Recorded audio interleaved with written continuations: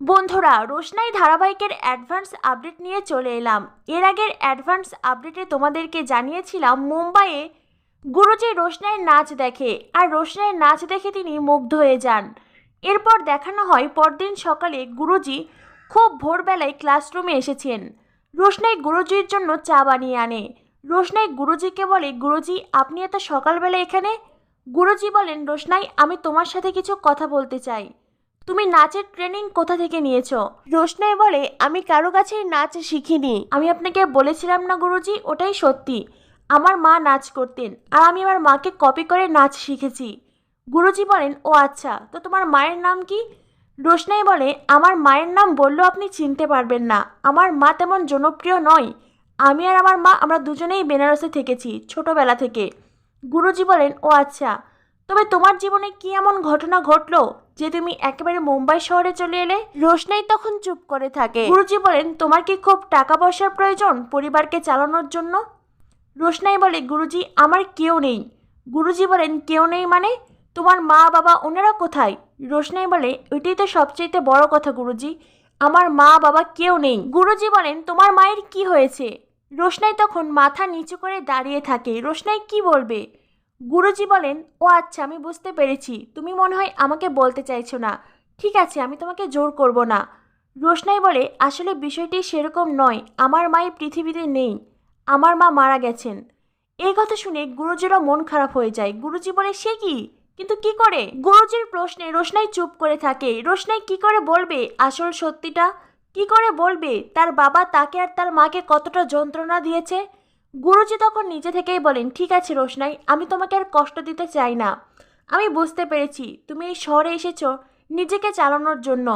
রোশনাই বলে, হ্যাঁ গুরুজি, আমার নিজের খরচ আমাকে নিজেকেই চালাতে হবে। আমার নিজের জীবনকে আমাকে নিজেকেই গড়ে নিতে হবে, আমার তো আর কেউ নেই। গুরুজি বলেন, রোশনাই তুমি তো শুনেছো এখানে খুব বড় একটা রিয়ালিটি শো হবে, আমি চাই সেই রিয়ালিটি শোয়ে তুমি নাম দাও। রোশনাই বলে, গুরুজি আপনি কি বলছেন? গুরুজি বলেন, হ্যাঁ আমি ঠিক বলছি, আমি চাই তুমি সেখানে নাম দাও, আর তোমাকে গড়ে তোলার দায়িত্ব আমার। আমি তোমাকে আলাদা করে নাচ শেখাবো। আমি জানি আমি যদি তোমাকে সবার সাথে নাচ শেখাই তাহলে তোমার পথ আরো কঠিন হবে, আমি সেটা চাই না।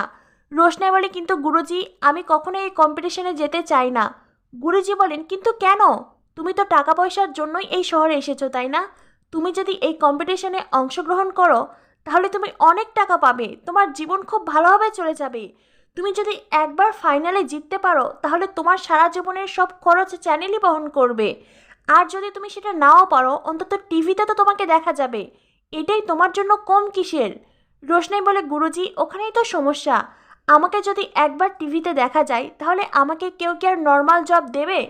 বা আমি কি আর নর্মাল লাইফ লিড করতে পারবো? সেটা পারবো না গুরুজি।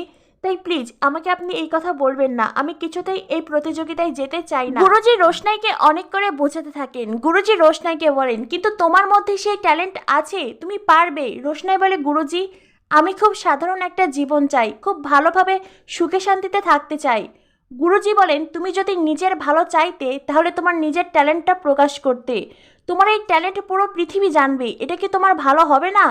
রোশনাই যে কী কারণে টিভিতে আসতে চায় না সেটা তো আর গুরুজি বুঝতে পারছেন না। রোশনাই টিভিতে এলে আরণ্যক যে রোশনাইয়ের খোঁজ পেয়ে যাবে। গুরুজি রোশনাইকে বলে, আমাদের এই শো শেষ হয়ে গেলে এই ট্রেনিং ক্লাসও শেষ হয়ে যাবে, তখন তখন তুমি কি করবে, কোথায় জব পাবে? রোশনাই বলে, ততদিনে আমার সার্টিফিকেট চলে আসবে, আমি অন্য কোনো কাজ ঠিক পেয়ে যাব। তাছাড়া ওনারা প্রথমে আমাকে প্রোডাকশন অ্যাসিস্ট্যান্ট হিসেবেই নিতে চেয়েছিলেন, কিন্তু আমার সার্টিফিকেট নেই, তাই আমি এই কাজ করছি। গুরুজি বলেন, আমি জানি তুমি কোনো না কোনো কাজ ঠিকই পেয়ে যাবে, কিন্তু তোমার ভেতরে যে ট্যালেন্ট আছে সেটার প্রকাশ করা জরুরি। তাছাড়া তুমি এই মুম্বাই শহরে একা একজন মেয়ে, আমি বলছি না তুমি কোনো ছেলের চাইতে কম, কিন্তু রোশনাই একা একজন মেয়ে এভাবে থাকতে পারে না, যে কেউ তোমার সুযোগ নিতে চাইবে। তাই আমি যেটা বলছি সেটা করো, নিজের ট্যালেন্টকে প্রকাশ করো। গুরুজি বারবার করে রোশনাইকে বোঝাতে থাকে, আর অবশেষে রোশনাই নিজেও বুঝতে পারে গুরুজি যা বলছে কোথাও গিয়ে উনি ঠিক কথাই বলছেন। রোশনাই গুরুজির প্রস্তাবে রাজি তো হয়ে যায়, কিন্তু রোশনাইয়ের মনে অজানা ভয় কাজ করে। রোশনাই মনে মনে ভাবতে থাকে, যদি একবার টিভিতে আমাকে দেখানো হয় তারপরে যদি আমি এই কম্পিটিশনে জিততে না পারি, তখন তো আমাকে কেউ সাধারণ কাজও দেবে না, তখন আবার কি হবে?